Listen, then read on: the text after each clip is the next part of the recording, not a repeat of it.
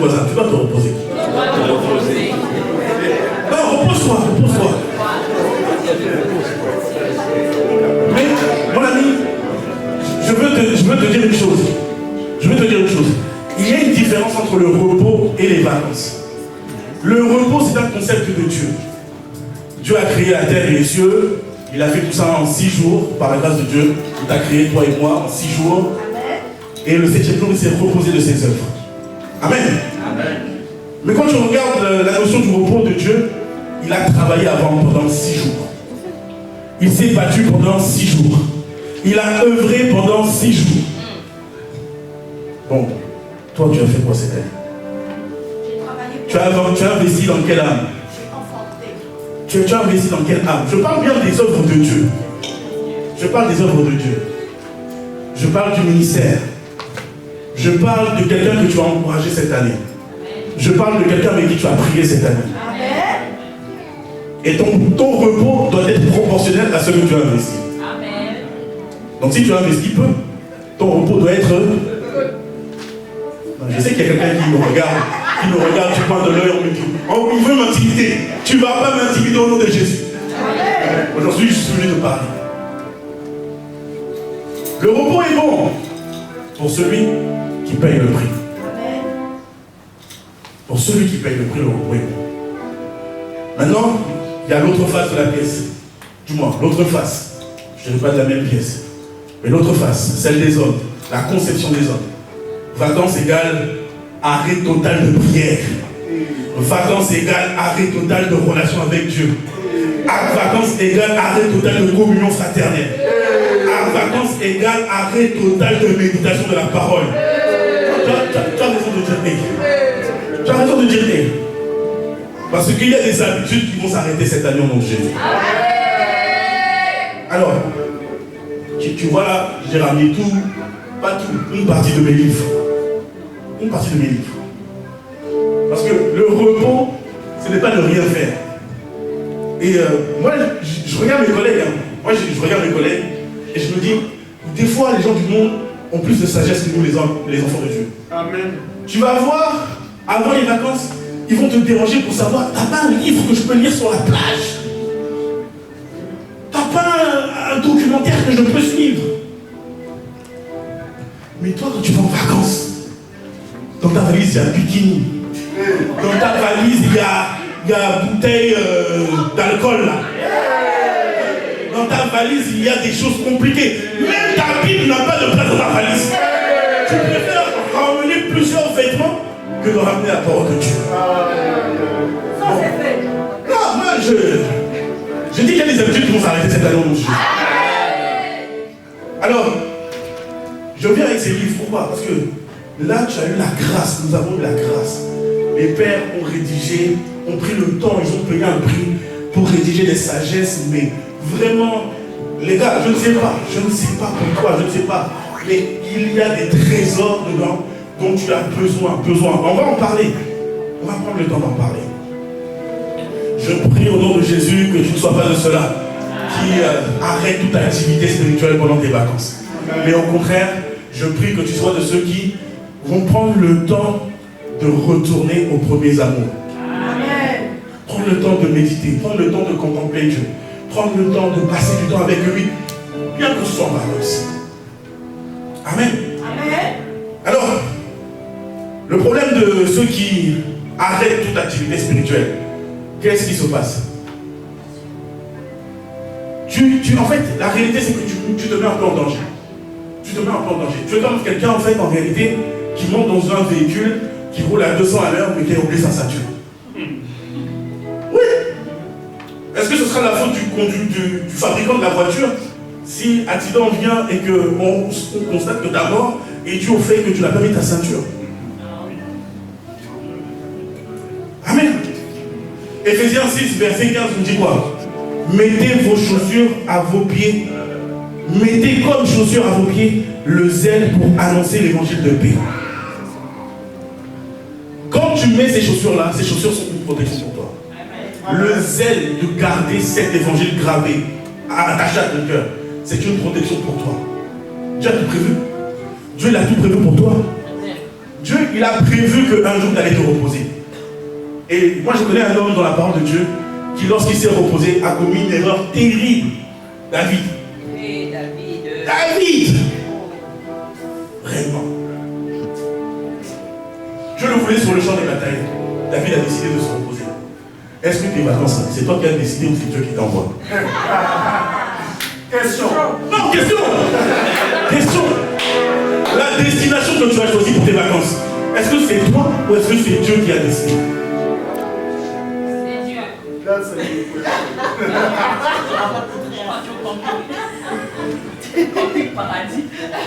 Non, c'est important. C'est important de se poser la question. Parce que certains endroits peuvent être pour toi une occasion de chute terrible. Une occasion de chute est monumentale.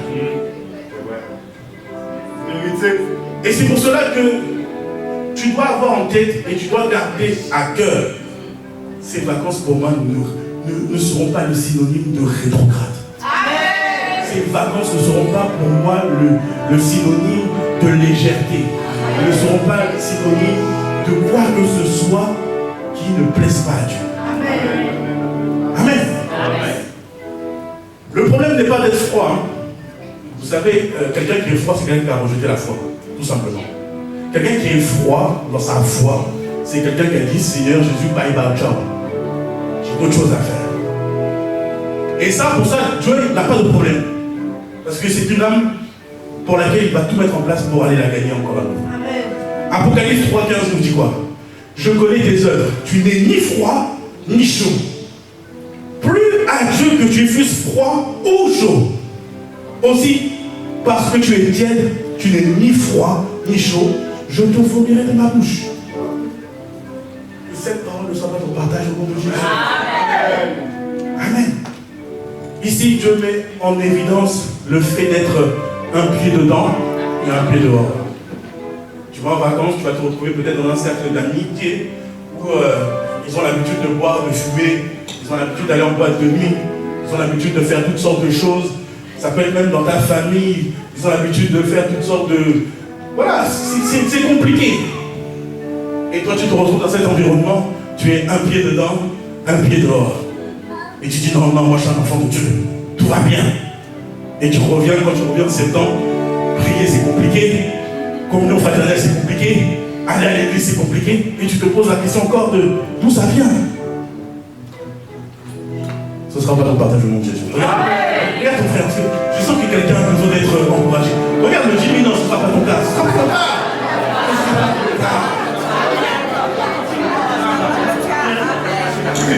Alors, il y a une clé qui nous est donnée pour garder les ailes. Éphésiens 5, 18. Ne vous enlivrez pas de vin, cela mène à la débauche. Soyez au contraire remplis de l'esprit. Dites-vous des psaumes, des hymnes et des cantiques spirituels. Chantez et célébrez de tout votre cœur des louanges à votre Seigneur. Remerciez constamment Dieu, le Père, pour tout, au nom de notre Seigneur Jésus-Christ. Amen. La puissance de l'adoration et de la louange, la puissance de se saturer dans un environnement où il y a des sons qui font monter en toi des prières. Alors c'est vrai, peut-être que tu ne vas pas en faire 48 heures de jeûne et de prière pendant tes vacances. Peut-être que tu ne vas pas faire 72 heures non-stop non plus. Mais tu peux avoir tes oreilles qui sont connectées à des temps de prière. Tu peux avoir les oreilles qui sont connectées à une instrumentale. Et lui, ton esprit qui est identique à l'esprit de Dieu, ton esprit ne sommeille ni ne dort. Ton esprit, son désir, c'est d'être dans la présence de Dieu. Ton esprit, son désir, c'est d'être connecté à Dieu en permanence. Mais pour cela, il attend que tu le mettes dans un environnement où il peut le faire. Amen. Amen. Ton esprit, en fait, en réalité, je te donne un exemple qui va te parler peut-être, il est comme un téléphone qui cherche une borne Wi-Fi. Partout où il va, il cherche la borne Wi-Fi qui s'appelle Saint-Esprit de Dieu. Amen. Partout où il va. Et dès qu'il arrive dans un environnement où il n'arrive pas à connecter avec le Saint-Esprit, la borne Saint-Esprit, mais là, il commence à s'assécher. Il commence à s'éteindre. Or, le Seigneur nous recommande de ne pas éteindre l'esprit qui est en nous. Il nous recommande. En fait, c'est même plus qu'une recommandation. c'est une instruction. N'éteins pas le feu du Saint-Esprit. N'éteins pas le Saint-Esprit. N'éteins pas la communication que tu as avec lui. Amen. Amen. Alors, ce matin, et peut-être pour les prochains dimanches, on va s'attarder sur la clé qui permet au feu de ne jamais s'éteindre. Amen. Dis avec moi la clé. La clé. Ouais, il y a une clé. Il y a une clé. Cette clé-là, on va en parler. On va en parler ce matin. Pourquoi? Parce que tu dois être embrasé. Même pendant cet été, tu dois être embrasé. Amen. Dieu veut t'utiliser pour gagner des âmes. Amen. Dieu veut t'utiliser pour gagner ta famille. Amen. Dieu veut t'utiliser pour annoncer la bonne nouvelle. Amen. Amen. Et pour cela, tu dois être en feu. Tu dois maintenir ce feu. Yes. Et ce feu ne peut se maintenir si tu ne comprends pas cette clé-là. Alors on va aller étape par étape. Quand je parle de feu, je parle de quoi exactement? Deutéronome 9 au verset 3. Sache aujourd'hui que l'Éternel, ton Dieu, marchera lui-même devant toi comme un feu dévorant. C'est lui qui les détruira et qui les humiliera devant toi. Et tu les chasseras, tu les feras périr promptement comme l'Éternel te l'a dit. Quand nous parlons de feu, nous parlons de Dieu lui-même. Il est un feu dévorant. Alors, j'ai une bonne nouvelle pour toi. Je te rappelle que tu es le temple du Saint-Esprit. Je te rappelle que ce feu n'a pas domicilié ailleurs que en toi. Amen. Hébreux 12, verset 29. Car notre Dieu est aussi un feu dévorant. Dans le feu là dévorant, il y a un feu qui dévore. Amen. C'est-à-dire que tu n'as même pas besoin parfois de trop parler, de trop t'agiter. Le feu qui est en toi est en activité. Je te rappelle qu'il ne sommeille ni ne dort. Notre Dieu ne sommeille ni ne dort. Alors dès lors qu'il y a une intrusion quelque part dans ta vie, dès lors qu'il y a une tentative de l'ennemi de vouloir te perturber pendant ses congés, le sommeil, le Dieu qui ne sommeille ni ne dort est un feu dévorant. J'étais la dernière fois dans un restaurant et j'étais surpris. En fait, ça m'a fait un peu rire, mais j'étais surpris. Il y a un appareil, c'est une lampe, comme une lampe UV. Et en fait, à l'intérieur, il y a comme des barreaux électriques. Et en fait, chaque moustique qui rentre dans le restaurant est cramé par cet appareil. Je dis, mais Seigneur, non mais, quand on parle de Dieu, feu dévorant, c'est de ça dont on parle. C'est-à-dire que, quelle que soit l'entité, quel que soit le démon qui, pendant tes vacances, il t'a vu, il s'est dit, oh non, cette femme-là, cet homme-là, il est allongé, il est sur sa plage, il est dans son hamac, il est tranquille. Non, non, non. Toi, peut-être ton corps est en repos, mais ton esprit, lui, est en train toujours d'être en activité à cause de la présence du feu dévorant qui est notre Dieu. Amen. Et je proclame au nom de Jésus, quel que soit l'esprit, quelle que soit l'entité qui chercherait à te toucher, toi, ta famille, tes enfants, pendant ton temps de repos, sera écrasé, consumé, brûlé dans le nom puissant de Jésus. Amen. C'est la seule chose qui fait peur à Satan. Le feu dévorant. C'est la seule chose. Ce ne sont pas, pardon, de la bouche, ce ne sont pas ton outfit. Non, parce que ça, je sais que tu l'as préparé. Ça, je sais que pour que chaque jour, il y ait une couleur, il y ait un thème. Je sais. Mais est-ce que pour chaque jour, il y a une parole que tu as décidé de manger et d'avaler? Question.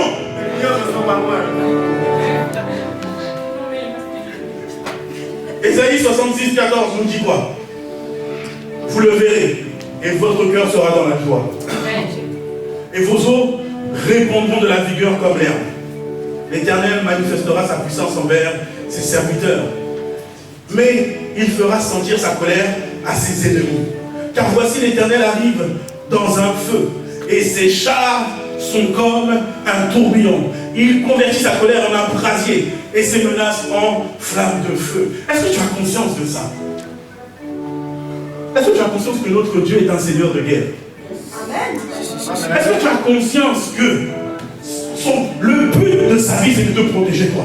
Amen. Est-ce que tu as conscience qu'il a payé un prix fort à la croix pour que tu sois réconcilié, que tu reviennes à lui, que tu sois un avec lui? Est-ce que tu as conscience de ça? Tu es la prunelle de ses yeux. Le Dieu jaloux, lorsque on touche à son épouse, le Dieu jaloux se lève. Est-ce que tu as conscience de ça? Amen. Nombre 11, verset 1. Bien, quand tu comprends ça, tu comprends que notre Dieu est un Dieu qui a des principes. Oui, il combat pour toi. Oui, il est un bouclier pour toi. Mais il a des principes. Parmi ces principes, il te demande de marcher selon ses instructions et ses commandements. Regardez, le peuple d'Israël, à un moment donné, s'est amusé à murmurer. Nombre 11, verset 1. Le peuple murmura, et cela déplut à l'Éternel. Lorsqu'il entendit cela, sa colère s'enflamma. Il y a des choses, quand on va parler de distraction, quand on va parler de oui, je suis en vacances et que je ne fais plus les choses de Dieu, en réalité, en fait, on va juste te dire que tu n'oublies plus sa loi. Parce que tu es dans un environnement qui a un peu déverrouillé tous tes garde-fous. Là où tu avais l'habitude de te garder en sainteté, là où tu avais l'habitude de ne pas murmurer, là où tu avais l'habitude de ne pas faire de commérage, là où tu avais l'habitude de ne pas boire d'alcool, là où tu avais l'habitude de te sanctifier, bizarrement, dans cet environnement où tu dis être en vacances, tous ces verrous sont tombés. Et puis il suffit seulement d'un allez, viens mon frère, viens ma soeur, on y va. Tu n'as pas entendu l'histoire de la personne là. Et puis, tu glisses. Pourquoi est-ce que tu es en vacances? Tu te dis non, je suis en vacances, donc ça va. Oh, c'est bon. C'est bon, je suis parti à l'église toute l'année, j'ai prié toute l'année. Là, je peux me reposer un peu. Non, franchement, dis-moi, tiens avec moi. Ton feu ne s'éteindra pas au nom de Jésus. Ton feu ne s'éteindra pas au nom de Jésus. Non, dis-le à ton voisin. Ton feu ne s'éteindra pas au nom de Jésus.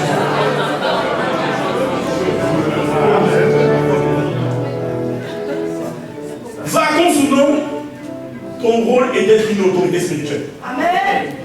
Vacances ou non, que tu sois à Évry, ou que tu sois à Marbella, que tu sois à Madrid, ou que tu sois en Égypte, où est-ce que tu veux, tu demeures un homme, une femme en mission. Amen. Non, quelqu'un n'a pas compris. Tu es en mission. C'est quoi ta mission? Parler aux âmes du Seigneur. Aller chercher les âmes perdues, les âmes égarées du Seigneur, partout. Amen. Alléluia. Et ça, tu ne peux le faire que si tu es embrasé. Amen. Je parlais avec quelqu'un cette semaine qui me disait ah, mais j'ai remarqué qu'il n'y a pas encore ce feu. Il n'y a pas encore ce feu chez telle personne. Tu la sens un peu fatiguée, légère. Mais j'ai dit, mais tu ne sais pas que, justement, celle qui doit l'allumer, c'est toi. Amen. Où est ton feu à toi? Alléluia. Si tu remarques que chez l'autre, il n'y a pas un feu, ça veut dire que toi-même, tu n'es pas embrasé. Amen. Amen. Alors, moi, j'en ai marre d'entendre ce genre de discours. Amen. Où est le feu qui est en toi? Alléluia. Le Saint-Esprit est le résultat d'un homme à la croix. Amen. Le sang a coulé, visage défiguré, barbe arrachée, un doigt arraché, des pieds versés, pour qu'il vienne localiser, habiter en toi. Amen. Et toi, ta seule réflexion, c'est de dire, mais je ne comprends pas, il n'y a pas le feu chez l'autre. Ouais. Où est ton feu? Toi, tu fais quoi? Où est ton feu? Ouais. Ton feu, il me pose la question. Où est ton feu? Ton feu, il me pose la question. Moi, j'ai l'impression que pas agir. C'est la connexion quelque part ici. Amen. Où est ton feu?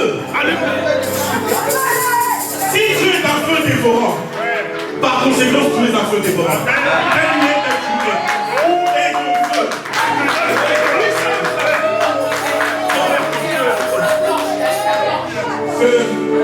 Ce week-end, je sais que la semaine dernière, j'ai été surpris par un groupe de jeunes hommes et jeunes femmes qui sont venus me dire, Père, chez nous, on veut faire une retraite, nous, on veut faire une veillée, nous, on veut faire un temps de jeûne et prière. Je dis, mais qui sont ces jeunes encore? Et puis, j'en dis, mais frère, qu'est-ce que vous attendez? Et puis, ils se sont lancés. Ils ont fait leur campagne de prière, chaque jour, embrassés. Merci Seigneur, merci.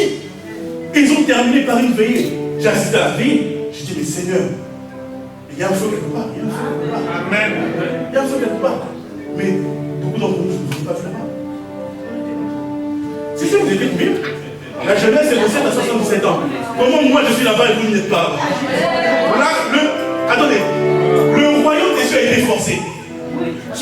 violent qui s'en empare. Amen. Le feu dont il s'agit, c'est un feu qui te définit. Qui te définit comme quelqu'un de violent. Où es-tu? Non, dis-moi la vérité. Tu t'es. Même demain, on fait quoi demain?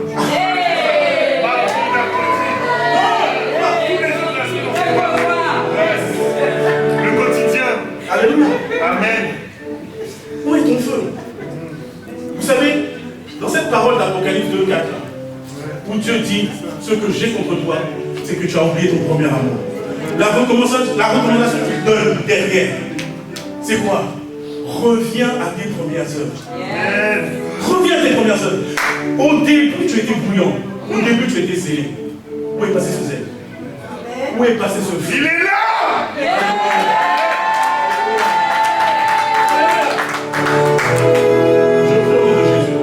Je prie au nom de Jésus que tu réveilles ce feu-là. Ce feu-là, qu'il reprenne sa place là-haut. Amen. Ne s'éteigne plus, mais qu'il aille d'amplification en amplification. Au nom de Jésus.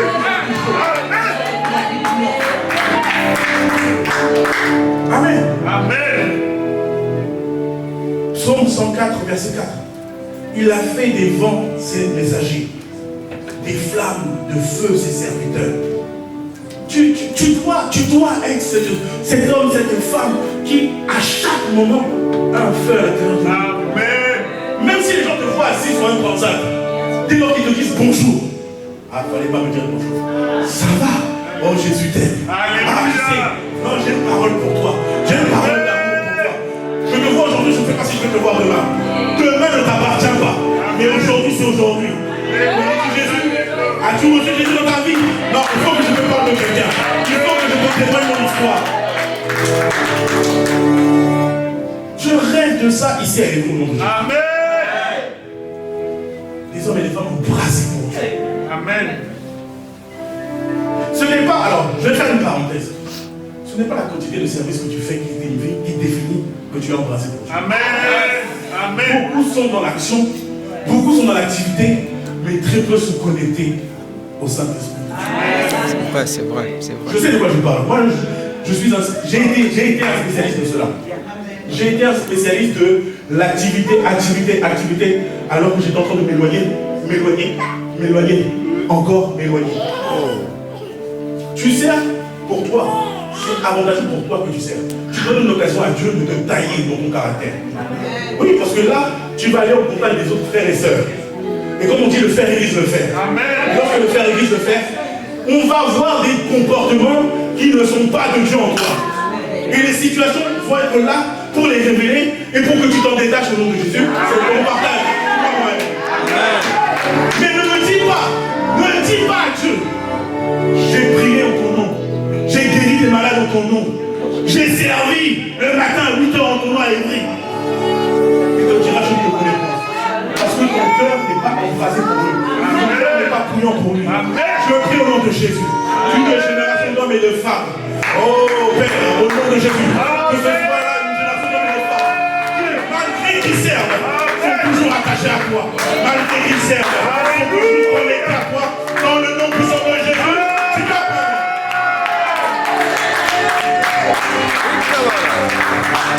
Yes. Non, ce message-là ne plaît peut-être pas à quelqu'un. Mais en vérité. Il me fait. En vérité. Je veux te dire aujourd'hui, retrouve cette flamme. Alléluia. Retrouve-la. Amen. Que rien ne te sépare de l'amour de Dieu. Vous Amen. savez, l'un des pièges,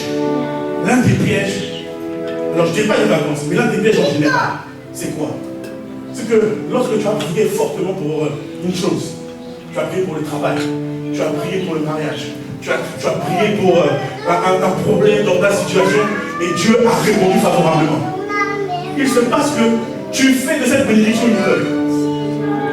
Tu commences à faire de cette bénédiction une idole.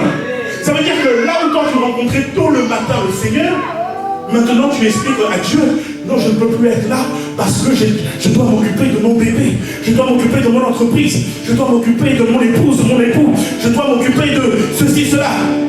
Et c'est quoi ça? Au commencement, Dieu il doit avoir l'une des manières de garder le feu. Amen. Il est toujours la première place. L'une des manières de garder ce feu, c'est qu'il est toujours la première place dans ton cœur. Alors, comment garder cette place-là? Comment faire en sorte que Dieu ait toujours cette première place? Alors, il y a un principe qui est là depuis le commencement, avant même le commencement, avant la fondation du monde, qui perdure et qui va même durer encore et encore.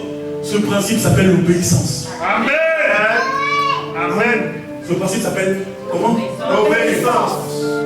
Alors, pour t'expliquer un peu l'obéissance, je vais passer par la désobéissance. La désobéissance, c'est quoi? C'est le fait justement de ne pas obéir aux instructions que tu as reçues de Dieu. Ah ouais. Et je veux te dire que les instructions sont multiples. Elles sont multiples. Oh yes. Quand tu décides par ton propre choix, par tes propres pensées, par ta manière de vivre, de ne pas être mature spirituellement, tu es en train de désobéir. Tu es en train de Désobéir. Quand tu décides de te relâcher, ah c'est les vacances, il fait chaud, je vais aller à Paris plage. Et là maintenant tes yeux sont en alerte partout. Tu vois les hommes torse nu, les femmes. Relâchement égal Désobéissance. quand tu refuses, quelle que soit la raison, de combattre ton frère, ta soeur vient de porter une situation et tu refuses. Mon corps est trop fatigué, je ne peux pas prier, je ne veux pas combattre spirituellement, je ne peux pas. Tu es dans la Désobéissance. Quand tu décides par toi-même de demeurer dans les forteresses, dans les hauteurs quelconques, tu es dans la désobéissance aussi. Quand tu décides de faire de l'esprit de rejet, l'esprit d'échec, l'esprit de manque de pardon, l'esprit de quoi que ce soit là, tu décides de faire des amis, des alliés, et puis quand on te parle, tu dis non, moi j'ai le rejet. Fire! Tu n'as pas le rejet. Ton corps n'a pas été créé pour le rejet. Le rejet n'a rien fait pour toi. Le rejet n'a rien fait pour toi. Le manque de pardon n'a rien fait pour toi. L'ennemi n'a rien fait pour toi. Amen. Quand tu décides d'être dans les commérages, les murmures, quand c'est ton propre, de ton propre gré, c'est-à-dire que Dieu a tout mis en place. Vous savez, l'une des manières pour Dieu de montrer la bénédiction et l'importance qu'on a pour lui, c'est au travers de la qualité des hommes et des femmes qu'il met autour de nous. Amen. C'est au travers de quoi? La qualité des hommes et des femmes qu'il met autour de nous. Alors quand Dieu vient te visiter et il t'envoie quelqu'un pour t'aider à sortir d'une situation, mais que tu rejettes cette personne-là, tu es dans la désobéissance. Non, moi je peux me gérer moi-même. Ah bon? Ok. Comme tu le souhaites. Alors, ce que nous devons comprendre, il y a 3 points.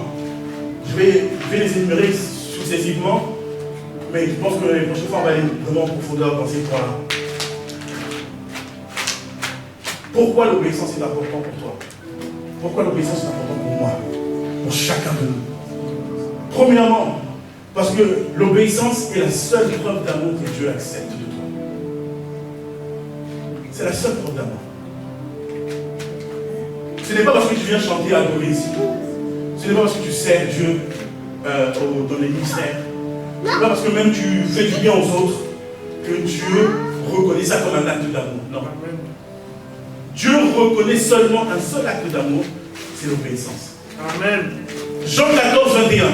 Celui qui a mes commandements et qui les garde, c'est celui-là qui m'aime. Et celui qui m'aime sera aimé de mon Père. Je l'aimerai et je le ferai connaître à lui. Amen. 1 Jean 5, 3. Nous savons que si nous aimons les enfants de Dieu, lorsque nous aimons Dieu et que nous pratiquons ses commandements, nous savons que nous aimons les enfants de Dieu lorsque nous aimons Dieu et que nous pratiquons ces Commandements. Car l'amour de Dieu consiste à garder ses commandements. Et ces commandements ne sont point pénibles. Amen. Ta croissance spirituelle est cachée derrière l'obéissance à sa loi. Amen. Ta prospérité spirituelle est cachée derrière l'obéissance à ses instructions. Amen. Est-ce que ça va te coûter? Oui, ça va te coûter.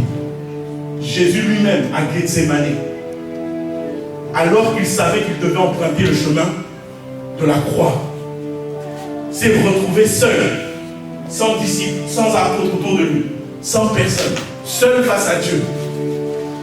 Et un combat intérieur, le combat de la volonté de Dieu, le combat de la destinée. Père, Jalel. La Bible dit qu'il a prié 3 fois avec insistance. Ré la passa, Réa, avec des soupirs et des grognements. Rakaya basata. Et sa sueur s'est transformée en croulement de sang. Ré la pacha, Père la chaya, Rokaya taba. Malgré ces 3 fois, il a dit au Père, Seigneur, s'il est possible, éloigne cette coupe de moi. Éloigne-la. C'est peut-être ton cas. Derrière une instruction, c'est peut-être ton cas. Il y a une parole que tu as reçue de Dieu. Il y a un verset, tu sais que ça là, je dois y obéir. Mais il y a un combat avec la chair. Il y a un combat avec toi à l'intérieur de toi qui s'appelle la chair. Alors, c'est pour ça que je te dis, il y a des livres que tu dois lire cet été. Tu dois lire des livres. Regarde. Ça, c'est une pépite. Ce livre-là, c'est une pépite. Je ne comprends. Qui l'a dans son armoire? Qui a ce livre? Pas encore. Il est disponible à la bibliothèque. 15 €. Mais c'est une pépite qui m'a fait sortir de tellement de défis. Parce que je ne comprenais pas que Satan aussi avait une trilogie. Satan opère avec le monde. Et il opère aussi avec ta chair. Pourquoi? Parce que Dieu a condamné le péché dans ta chair. Alors ta chair maintenant est comme un vase qui en fait, dont les parois sont rouillées. Même si tu mets de l'eau propre dedans, ce que tu vas déverser à partir de ce vase sera forcément avec de la rouille et de l'eau. Et donc tu ne comprends pas. Il y a des caractères, il y a des attitudes qui ne quittent pas ta vie parce que tu n'as pas compris le principe et le fonctionnement de la chair. Et comment on la bloque? Parce que bonne nouvelle, on peut bloquer la chair. Amen. Il y a un protocole que Jésus a expliqué. Justement, à Gethsémani. 15 €. Tu as la version même gratuite sur YouTube. Tout est disponible, tout est là pour toi. Parce que je t'assure que dès lors que tu vas vouloir obéir, il va y avoir des voix qui vont parler. Et la chair a une voix. Ouais. Si hier tu étais voleur et que tu décides maintenant de ne plus voler, il y a une voix qui va parler. Si tu étais dans l'impudicité, dans l'idolâtrie, les choses compliquées, il y a encore une voix qui va parler. Et Dieu te donne déjà dans sa parole, dans ses commandements, dans ses instructions, il te donne de comment faire pour pouvoir bloquer ces voix-là et bloquer leur effet sur ta vie. Amen. Alors, je t'en supplie, si tu vas à la plage, au moins, si ce n'est pas la Bible, au moins celui-ci, je te le recommande. Amen.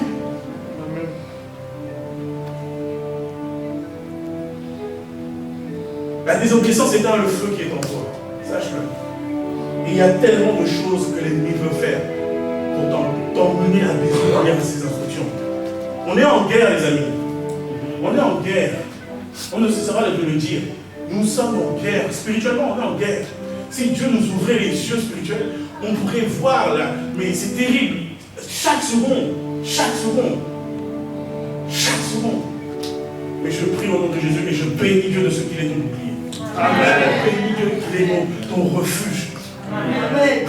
Et qu'il veille sur toi. Psaume 127 nous dit que si l'Éternel le veille, celui qui veille, veille en vain. Ça veut dire que, en fait, si tu confies ta vie entre les mains du Seigneur, il veille sur toi. Amen. Mais ne fais pas de ça un sujet de, justement, je vais ne rien faire, je vais faire ce que je veux, et puis, non. Au contraire, parce qu'il te fait cette grâce-là, décide de toi-même d'obéir. Dieu est un gentleman. Dieu ne te forcera jamais à faire quoi que ce soit. Il a mis le bien devant toi et il a mis aussi le mal. Mais il te conseille. Il ne te bouge pas. Il te conseille. Alors choisis le bien. Bien-aimé, choisis le bien. Amen. Amen. L'obéissance. Deuxième point, l'obéissance révèle le maître à qui tu obéis. Le maître que tu sers. En réalité, on peut dire ici Seigneur, Seigneur. On peut dire ici que je suis chrétien, etc. Mais en réalité, tu es l'esclave de celui qui a triomphé à l'intérieur de ton cœur. Amen. Tu es l'esclave de celui à qui tu obéis. Amen. Amen. On va développer ces points plus tard. Le troisième point, c'est que l'obéissance est le plus puissant des sacrifices que Dieu a permis entre l'homme et lui. Le plus puissant. Acte 2. Shaya Barosia. Alors non, c'est pas acte 2, ça c'est dans le livre de Samuel, pardon. C'est dans le livre de Samuel. Il est dit que Samuel dit, l'Éternel trouve-t-il du plaisir dans les holocaustes et dans les sacrifices comme dans l'obéissance à la voix de l'Éternel? Voici l'obéissance vaut mieux que les sacrifices et l'observation de sa parole vaut mieux que les graisses des béliers. L'obéissance vaut mieux que les... Donc mon ami, si Dieu devait peser les 3 jours de jeûne et de prière que tu as fait à sec versus l'obéissance à une instruction qu'il t'a demandé de faire, pardonne ton frère, pardonne ta soeur, aime ton frère ou aime ta soeur, peu importe l'instruction, mais toi tu décides d'aller faire 3 jours de jeûne et de prière et d'attendre quelque chose de ces 3 jours de jeûne et de prière, mon ami, tu te trompes. Non, je préfère être clair avec toi. Tu te trompes. Pourquoi? L'obéissance vaut mieux que... Il y a ce passage qui dit que si tu as une offrande que tu veux ramener à l'autel, mais que tu te souviens que tu as quelque chose contre ton frère, ou même que ton frère a quelque chose contre toi, donc tu es au courant, laisse ton offrande. Non, laisse-la. Laisse-la. Va réparer le roi. Amen. Mais bon, force est de constater que on est issu d'une génération qui, un peu comme les pharisiens, parce qu'on vient à l'église, parce qu'on paye un prix, parce qu'on sert, parce qu'on est peut-être leader, parce que quand on a pris le jour de la chambre haute, on a fait les trésors avec l'apôtre, parce que j'ai jeûné 3 jours à 5. Père, ton feu doit descendre dans ma vie. Et puis tu l'exiges. Or, il te demande simplement d'aimer ton frère et ta soeur. Amen. Tu as abonné aux absents. Il te dit, tu vois, elle t'a dit une phrase qui t'a fait du mal. Pardonne. Non! C'est moi la victime!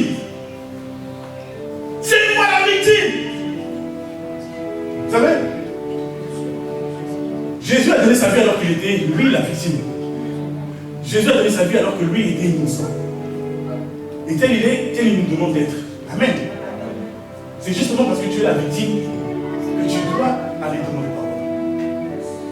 Parce que, au travers de ce pardon, tu peux créer dans le cœur de l'autre un sentiment de questionnement, d'étonnement. Mais comment cette personne a fait pour nous demander pardon alors que c'est moi le problème? Et c'est là l'occasion pour toi de lui présenter Jésus. Tu sais, en fait, je ne le fais pas parce que c'est moi. Je le fais parce que moi-même, Jésus m'a accordé son pardon. Alors que tout me condamnait. Tout me condamnait. Tout me condamnait. Mais Jésus m'a accordé son pardon. Alors qui suis-je pour ne pas aussi t'accorder le pardon? Amen. Il y a des grâces, il y a des faveurs, il y a même de la prospérité qui est cachée derrière l'obéissance à une instruction. La Bible va nous dire quoi? Que ton âme, je prie que tu sois prospère à tous égards, comme est prospère l'état de ton âme.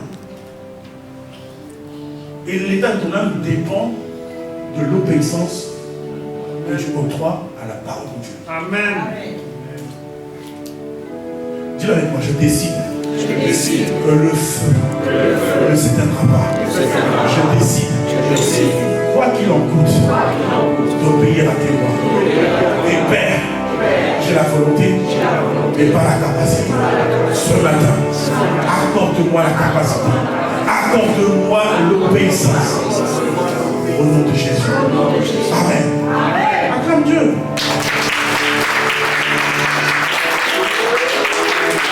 Alors, pour terminer, je veux juste te dire qu'il y a deux paroles.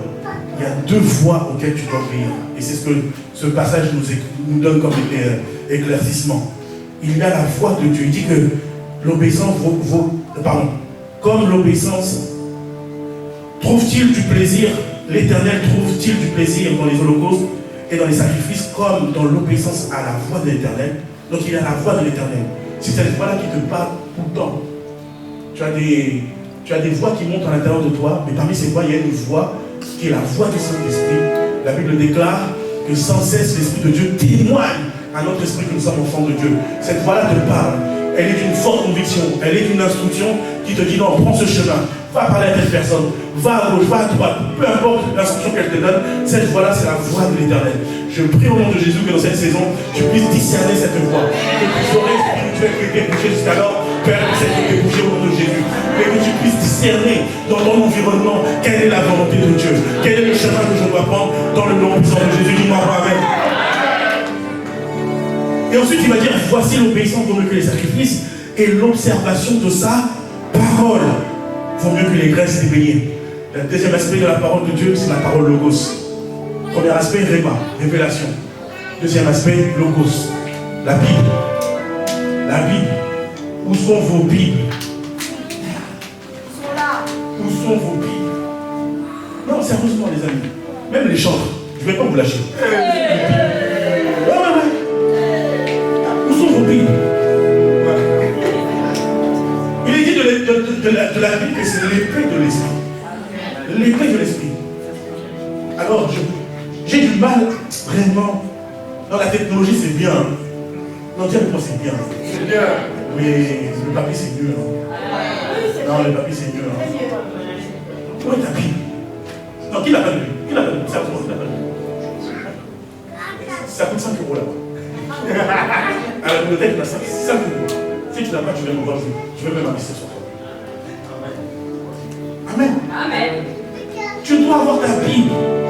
Alors, pourquoi tu dois avoir ta Bible? La Bible ne sert pas à être dans un meuble là, comme décoration. Quand les gens viennent, oh, elle est jolie cette Bible, hein? Ça ne sert pas à ça la Bible. Non, Dieu a compris ça. Ça ne sert pas à ça. Ça ne sert pas à ça. Dans le livre de Psaume, il nous a dit que je serre ta parole contre mon cœur afin de ne pas pécher contre toi. Comment serrer la parole contre ton cœur? Lis-la, mange, lis, mange. Alors, je sais que parmi nous, il y a de ceux qui vont chercher Dieu uniquement quand ils ont un défi. Ça change au nom de Jésus. Amen. Tu dois faire de lui des délices. Fais de l'Éternel des délices. Un délice, c'est au petit déjeuner. C'est pas ça, non? Au petit déjeuner, tu aimes manger ton chocolat, boire ton chocolat chaud, manger ton pain au beurre, là, les trucs là. Hein? Mais c'est ça, non? Tu as fait de ça des délices. Tu as fait de ça des délices. Fais de l'Éternel des délices. Il est dit, Jean 1, au commencement il y a la parole. La parole était avec Dieu. La parole était Dieu. Ce n'est pas le papier qui est Dieu. C'est ce qu'il contient, ce qui est contenu dans le papier qui est Dieu. Bon, j'ai une astuce pour toi. En ce moment, je me suis lancé un défi. Ça fait maintenant 2-3 mois. Je me suis lancé un défi de tous les matins lire la parole de Dieu pendant que je mange mon petit déjeuner. Alors, au début c'est compliqué, c'est vrai. Tu mets le livre, tu mets ton assiette. En vrai, tu es sur l'assiette. Tu as lu un truc et tout, après tu pars. Mais à force, parce que là maintenant c'est quoi? Tu dois engager la discipline. À force de le faire une fois, 2 fois, 3 fois, tu vas tomber sur des versets qui te parlent. Tu vas tomber sur des trucs, des histoires qui te parlent. Et puis à un moment donné, tu vas te retrouver, mais j'ai lu une page. 2 pages. J'ai lu un chapitre. Et puis je suis parti chercher une corrélation dans l'Ancien Testament. Je suis revenu dans le Nouveau. Et puis tu regardes là, mais là, je dois aller au travail. Pourquoi? Parce que tu as décidé de faire de la parole ton délice. Amen. Ton délice. Alors je veux te lancer un challenge. Juillet, août, au petit déjeuner, mange avec ta Bible. Amen. Mange avec ta Bible. Et puis bon, pour les plus courageux, parce que je sais qu'il y en a toujours, ils disent amen ici, mais dès qu'ils rentrent à la maison là, le matin même, le délice là, c'est le lit, c'est le coussin. Au nom de Jésus, ça s'arrête. Je lance un deuxième niveau de challenge. Alors que, bon, je te donne un plan de lecture. Le plan de lecture, c'est lire les proverbes chaque jour. Tu regardes la date. Si nous sommes le 20, tu lis Proverbe 20. Amen. Oui, oui. Amen. Donc je te lance ce défi-là. Ça, c'est le deuxième niveau. Troisième niveau de ce défi. Et là, maintenant, je veux voir si vraiment il y a des courageux. S'il y a des hommes et des femmes qui veulent devenir des disciples de Jésus. Tu envoies dans le groupement de ta méditation. Écris au vocal. Tu envoies ta méditation du jour. Non mais comment tu veux... Attends.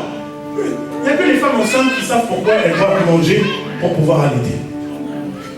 Les femmes qui ont donné vie à un enfant. Quand l'enfant est là, l'enfant doit manger. Hein.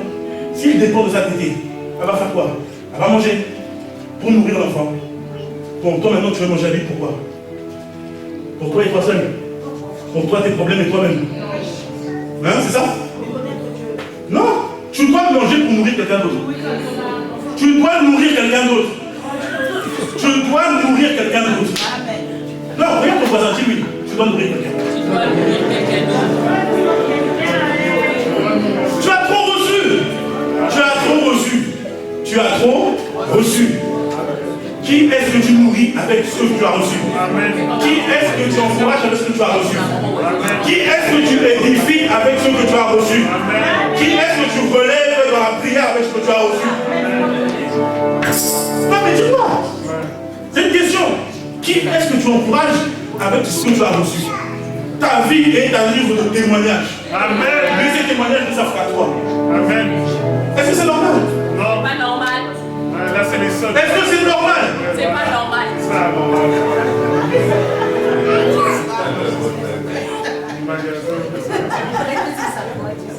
Alors, bien aimé, le point d'aujourd'hui que tu dois comprendre, c'est que l'obéissance vaut mieux que les sacrifices. Amen. Et l'obéissance est la clé pour garder ton frère. Amen. Si tu es d'accord, acclame le Seigneur avec toi. Le temps est avancé. Ah, Kaïba Rosia. Rena Masata Barushia Kabarusia. Chete Barusia. Commence à élever la voix en langue. Commence à supplier après Dieu. Vraiment, ce message est individuel et personnel. Il ne dépend pas de ton frère ni de ta soeur. Il dépend de ta relation avec Dieu. Vous savez, il y a des saisons pour lesquelles tu dois comprendre que la seule relation qui importe pour Dieu, c'est celle entre toi et lui. Amen. Et le repos n'est pas un repos pour que tu sois en dehors de cette relation. Mais le repos, au contraire, c'est le moment où tu dois entrer dans ta chambre et fermer la porte derrière toi. Car ton Père, ton Dieu, est là et il t'attend. Alors élève la voix, commence à prier, commence à élever la voix en langue. Demande-lui la grâce de pouvoir obéir. Demande-lui la grâce que ce feu ne s'éteigne pas. Demande-lui la grâce, Père.